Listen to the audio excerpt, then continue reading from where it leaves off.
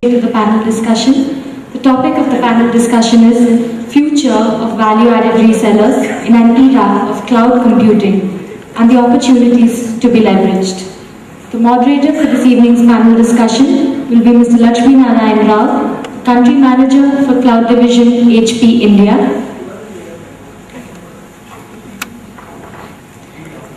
And the panelists for this evening's discussion, Mr. Lakshmi Narayan Rao. The panelists for this evening's discussion are Mr. Manohar Raja, GM Karnataka Railtel Corporation of India, Mr. Nand Kumar, VP Kasea, Mr. Ganesh Admugam, Director for Partners, VMware Software India Private Limited, Mr. Rajiv Rao, Director, SMB, Lenovo India Private Limited, Mr. Bhavin Bhatt, Country Manager, MTech India, and Mr. Anand Swaminathan, CEO, Zycom Electronic Security, and Mr. Dharmi Gurunathan, VP Offering Management, Global Technology Services, IBM India.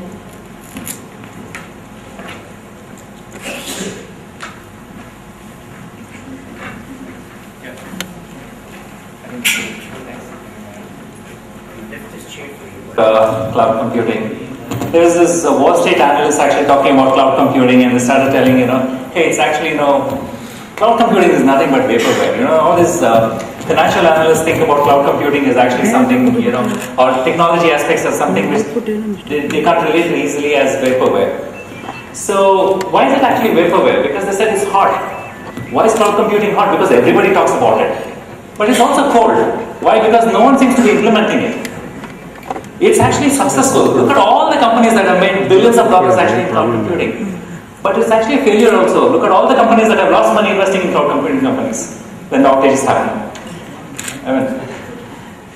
So I think actually, what I'd like to actually say here during this course of this discussion, and let me tell you one thing. It's actually been about half a dozen times actually this year that I've done a moderation for a topic like this, which is actually the role of awards in the emerging cloud computing domains and stuff like that. We got an August audience over here. We'd like to actually bring in different perspectives. And one thing is actually for sure, the last time around when I actually did something like this, we almost started World War III, which means we are actually going to have different opinions.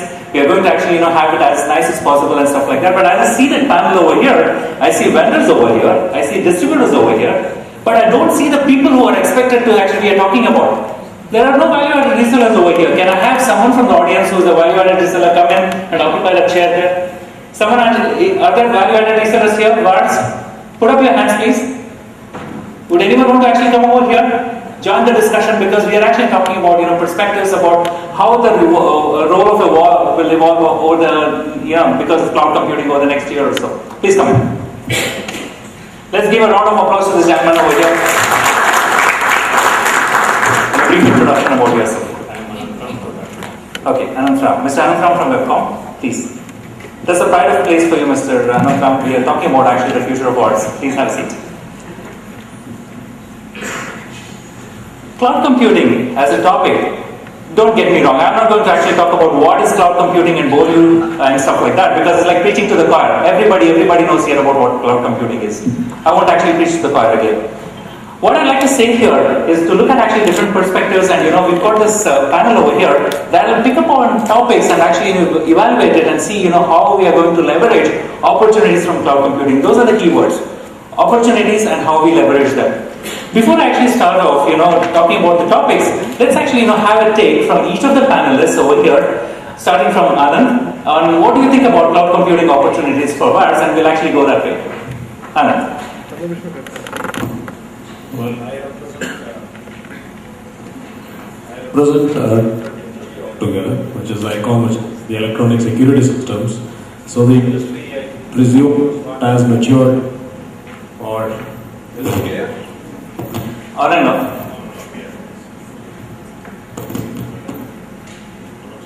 So let me.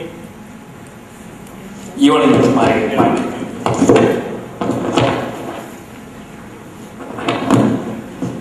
Okay, this is better. Sorry, guys. Yeah, so I represent Zycom, which is the electronic security systems industry, and in the electronic security systems is still a little more catching up to do when it comes, to the IT industry. And in this space, cloud computing is just picking up more from a video analytics, video management, remote security management for companies and organizations. So the opportunity for VARs is very much related to at this stage, which is conceptual seeding of ideas, which is more related to being able to visualize rather the opportunities from a customer and a user standpoint. So, like for example, in a retail chain of stores, let's take one of the largest national retail chain of stores. What is the footfall tracking? What is the hotspotting where people could be loitering around in areas where they should be not loitering around? Let's take a jewelry store, for example, and see what kind of loitering people could be doing around. And this could be remotely managed from a central location. So it's all about video analytics. And how could a VAR play a role there depends on more from a security standpoint. And so it's a little different compared to the IT industry, but the opportunity is exploding, and I see convergence happening. So many of the IT partners are entering into the security industry, and anybody who's got a vision which is beyond a product sale. So this is the right time to actually start looking at conceptualizing even security in the cloud for customers. So it's a greenfield opportunity, convergence, and so plenty of long way to go actually. Expanding the portfolio, is that what you're saying for That's the right. IT departments? Okay. Excellent. Hi, I represent MTech India. MTech is one of the leading value-added distributor in Asia Pacific region. So when you talk about cloud computing as an topic, and when you talk about what is the future of value-added reseller in cloud computing, yes, there is definitely we define basically reseller in two categories. One is fulfillment resellers, and the other part is the value-added resellers. So it always depends on how you are looking cloud computing as an opportunity or threat. So yes, we strongly believe that cloud computing is a good opportunity to all the value-added resellers to sell that number of product lines, along with, as Anand rightly mentioned, that security is one of the concern area, but at the same time we definitely look for the connectivity as another area, as Mr. Ravi Rajaraman mentioned rightly. Apart of that, definitely we look cloud computing as a hybrid cloud as well, where all the value-added reseller have the chance to sell their IAM services as well. You're saying actually, moving up the value chain is actually a proposition for partners. That's an opportunity, Yeah, right? you're right. Right. Okay. Thank you. Right. Hi, I represent a vendor, Lenovo. I'm going to actually talk from two perspectives. So one is the software side and one is the hardware side. Also from a short-term opportunity for VARs and a long-term opportunity for VARs. When you look at it from the software side and the short-term opportunity, obviously there's phenomenal work happening in the area of mobility, VAS, etc. There is also the space of e-commerce that's already picked up. You have ticketing, you have travel, which is there on the web. There are lots more services, buying and selling of things that's happening on the web. So e-commerce, mobility, extremely short-term, happening right now. When you look at medium-term to long-term opportunities, like there are definitely opportunities in education, healthcare, banking, various other services that are opening up now big time because of even government intervention in these spaces. So opportunities for VARs exist on both these sides, like both short-term and medium-term. Purely from a hardware perspective, it's a very interesting situation, and I'll give you a personal example. Sometime back, we used to go both from the so let me rephrase. Most of the cloud computing hardware vendors have been trying to sell hardware, to create the cloud, which is basically servers, or something else that says build a data center, put servers in, help generate the capacity, for the cloud. We are also seeing consumption side. So you are having all these notebooks, the tablets, the mobile phones, the smartphones that are coming up, which are accessing the cloud, helping people to access the cloud. Now, as a hardware vendor, when I look at Lenovo and I look at all these things happening, I had the opportunity both at the infrastructure space as well as the consumption space. But there's one interesting development that actually caught me by surprise, and this was when I was discussing, even just as we speak, just about 2-3 weeks back with one of the VARs who were providing, a cloud-based service. And he said, I don't want a hardware permanently, I want you to take it back, because somebody is asking me for a software as a service, and he doesn't want to keep the hardware with him after he's stopped taking the service. So I was flummoxed, I didn't know. I said, I'm going to sell you a notebook, and he said, take it back after 1 year. And I didn't know what to do with that. So I think these are interesting things that are developing now, and as we look at the way we go to market, there are very new models that are going to come up. So VARs, I think, in every single perspective, short-term, long-term, the models that we are looking at, there are many, many different opportunities. Yes, they are in a great position to actually influence trends and all that, Rajan. Good evening, this is Anantram. I'm running a company called as Webcom. I have seen the entire journey of IT. I started my company in 1989. So starting from PC onwards, I'm seeing the entire growth of the computers.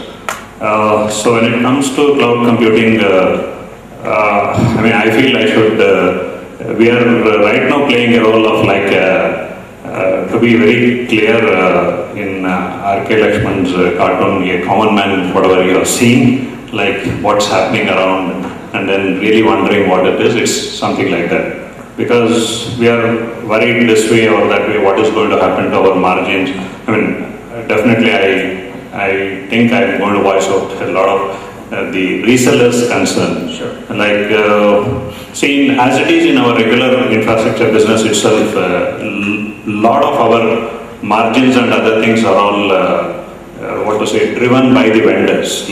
Ultimately we are going back to the vendors for various things. So now in cloud computing, one fear is whether are we taking the customer himself and putting into the vendor's code, and because they are having a direct connection. Once I bring my customer into the vendor's the same. So now there is a vendor has got a direct connection. So we are welcoming cloud with a lot of doubts in mind, because anyway we have to go through with this phase, but I'm not sure. Still there is a lot of doubts in this. Very well articulated. I think actually you're talking about it being a black cloud, silver lining is yet to be seen. All right. I represent the vendor. I'm from VMware. As we see it, we provide the technology for enabling the cloud. So the way we look at the cloud is it's a way of computing. Today the way the computing was done at the data center, now the computing is delivered from the service provider. So I see a lot of opportunities for work, because your main business is in terms of how you provide the value-added services. And cloud is all about the services. And I see if you are providing the infrastructure, which is the computing resources to your customers, still there's a lot more opportunity, because today the customers, though the cloud is that normal misnomer is that when they say cloud, it's a public cloud. No. The customer says that only 15% of their workload will move into the public cloud. The 85% load will be still in their own data center, where to reap the benefits of the cloud, the economy of scale and cost benefits and the agility, they'll be implementing those cloud technologies in their own data center. So from that perspective, you'll be able to do value-added sale into your existing customers in the private cloud. So if you are providing the services in terms of the applications, maybe the delivery mechanism changes. Instead of implementing a software or your applications into the customer premises, now you will be providing it as a service. You will host it and get your customers to log in through the internet and get access to the services. So which brings in a lot of cost economy into your delivery model. So either way, whether you provide, as I said in my presentation also, whether you are a cloud enabler or a cloud service provider, there's a lot of opportunities that are opening up for the customer. Right. So good. Hello, good evening. I am Manohar Rajan. I work for RailTel Corporation of India, and I would like to bring a perspective from the government PSU point of view, and also from telecoms as point of view, because I don't see anybody else here. Okay, we'll come back to the topic. Whereas opportunity or threat, I think it's like straight-jacketing the answer. It is very disruptive. It is an opportunity perhaps, but in the long run, I see it's not just merely an opportunity. Things are going to change once things settle down and services get commoditized. Definitely, today your strength is you understand the customer, and it will take a long time for a cloud service provider to understand the customer. The fact that he knows you, you're comfortable with him, is your strength today, and that will remain. So, but as Mr. Anantharaman said, that as soon as the service gets more templatized and more expected, and as it gets commoditized, I think your value addition will be less. You will have to find out how technology will change, and you have to keep watching out how you can continue to provide value to the customer. That is the point of view I take. From the government perspective, what I think is it was a pleasure to know earlier Dr. Ravindran said that Karnataka e-governance has already implemented cloud computing, and we are running it for the last 3 years. Okay, but the key thing is they have implemented it within their organization. You know, the data center is there in Kendra Bhavan. It is there in perhaps in Vidhan Sauda. It will take a long time to convince somebody it's okay if it's in the Reliance data center. It's okay if the payrolls are in the Reliance data center, or sensitive information is there, citizen information is there in the Reliance data center. I mean, I'm saying Reliance just for the heck of it. I mean, anybody for that matter. So it will take time. So I see like cloud computing will provide efficiencies, but I think things will evolve. Like perhaps we could see some kind of government cloud coming up, where because a lot of compliance issues. Recently we have seen that very explicitly we were told by a government circular that you cannot print a Gmail or a Yahoo and avoid using it for official purposes. Even though because of frequent transfers we tend not to use our official email ID. So government has become aware that these things are not under control and there are compliance issues. Government will not take it. It will take a long time to earn government's trust that it's okay, the cloud is secure, there are reasonable security software in place, and that is all right. It will take time. So what I see from the government perspective, you will have cloud computing deployed, but it will be within the government, and some kind of efficiency will be built up. Perhaps they will start hosting services for each other and things like that. I think that's what I would like to start. Thank you. Thanks. Very, very interesting, and the last guy answered. Very, very interesting topics, right from the point where we talk about digital surveillance and analytics need for the cloud, over to connectivity being provided on the cloud. Someone demanding a notebook by as a service, right? Very interesting. And then Mr. Anantharaman got this point about the threat for aware of exposing your customer to the service provider or to the vendor directly, and then Armon already laid out the entire work on the partner. So my point of view from IBM is most of these stuff is something which we do. So I'm not going to kind of talk about what IBM does. So right. So I would want to address the point Mr. Anantharaman brought. Very, very good point on how do you expose your, how much do you expose your customer to the service provider or to the vendor, and at the same time be in a position to keep value adding to the customer, right? So to that extent, you'd be surprised that as IBM we actually bring a service which is cloud delivered service, which is called Smart Cloud. But what we did is we made sure that we go ahead and do the entire billing chain goes all the way through the value added reseller to the end customer. So the end customer, although signs the contract through a value added reseller to a disti to IBM, the billing chain goes all the way back in order to provide the kind of comfort the WAR wants.